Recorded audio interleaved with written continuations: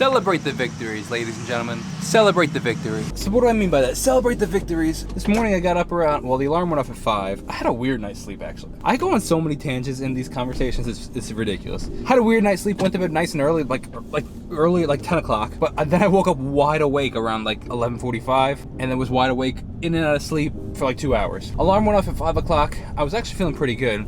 But I kind of just snoozed around to like 5:30-ish range. Went for a 4.5 mile run, and about 3/4 of the way onto the run, I guess I just opened that door that we talked about and started going down that anxious path. And I started like getting really anxious for like the last quarter of the run, and then after the run, I was like, what's going on? Actually, I knew what was going on, but I was really proud of myself in how quickly I was able to kind of work through it. And I don't even want to say work through it, because I didn't work through it. When I used to say work through it, I would like kind of like, you know, dive into it and like say, okay, well, that's not true because of this. You never win that fight. I'm getting good, I guess is what I want to say, at saying, you know what, fighting this is a losing battle, acknowledging what it is, which is just anxious lies, I guess you could say. You can't rationalize. The only way to beat them is to like starve them, I guess you could say. And then after that clears, after those emotions clear and feelings clear, then you see clearly. And I'm getting really good at that. And I want to celebrate that victory, because you have two options. You could be like, whoa, what happened this morning? Like, why did I feel that way? And like, even still, I gotta still even acknowledge, even a bad anxiety these days is like a 3 compared to the 10s that they used to be. So that's, first of all, something to be grateful for. And then even still, the 3 that I, like the level 3 that I deal with, pretty quickly moved on. And here's even, this is good, why it's good to like acknowledge the victory, because like you think of even new victories. And this is huge, actually. I remember often when I used to like have like, say, anxiety in the morning or something like that, and it would go, and I would work through it and it would be like done, I'd still have remnant feelings throughout the day. I don't feel that right now. Now the temptation is to be like, sometimes you want to go back into it and like, at least for me, like prove that it's not true, but it's like, no, that's a losing battle. I'll never win that. And I'm feeling good. I'm grateful for that. Total side note now I'm on my way, actually, again, to the Green Lawn Family Restaurant. Jamie and I didn't have a ton of things in the house for breakfast this morning, so I was like, you know what? Live life once. I'm going back to the Green Lawn Restaurant. But this time I'm bringing my laptop, and while I'm eating breakfast there, I'm gonna get some work done. Green Lawn Family Restaurant.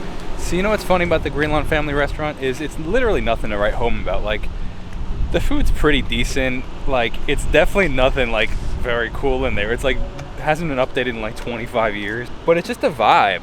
And like, I appreciate that they put their customers first. Like the fact that the guy refuses to raise the prices even though he's making less money, but a lot of his population is like on fixed income. There are a lot of like, you know, elderly people, and a lot of them are on their like social securities and retirements, and they don't have a ton of disposable income. And I respect and admire that. And then on top of that, throw on the fact that it's really inexpensive compared to the rest of New York prices. Like, it's a win-win-win. It's just such a vibe. I told Jamie, like, every time I go there, I feel like I'm in a movie. It's like, just this, like, but it's simple, and the people are so nice, and I appreciate that. So I put up an Instagram story today asking people for their advice on some of the best artists that have merch out there, because I want to kind of like see what they're doing and then build my new merch line off of that. I want stuff that people can wear always. So like, that's why I love like more than music, because it's super simple. Like, doesn't have, like, I don't know, like, or people gonna wear it in public, and that's what I want. I want people to wear it anywhere, not just to the gym or to bed. So somewhere around a year ago, I went to this studio in Brooklyn, and it was actually a really cool opportunity. And actually, I'm thinking, I wonder if I could get in there before the concert again. What I did is I went in and recorded a bunch of one-take recordings, and they turned them into these one-take vinyls. So every single vinyl is unique, like the only copy that will ever exist. But I never opened them because I never really had anything to do with them, and I was thinking of potentially selling them at the concert. And I wonder if I can get in there maybe with a band or something, or Devin, or I don't know, just do more. But I kind of want to see what they look like, just to see what the situation is. So it's my first time opening them. Let's see. Hold on. They are already labeled, which is cool. This is Miracles in the Ordinary. Wow. So, I don't love the dude's handwriting. But these are pretty cool. These are really cool. So we got Miracles in the Ordinary, Proof of the Promise. We got another Miracles in the Ordinary, another one. These are all one takes. So Believe, another Believe, another Believe. This is really interesting.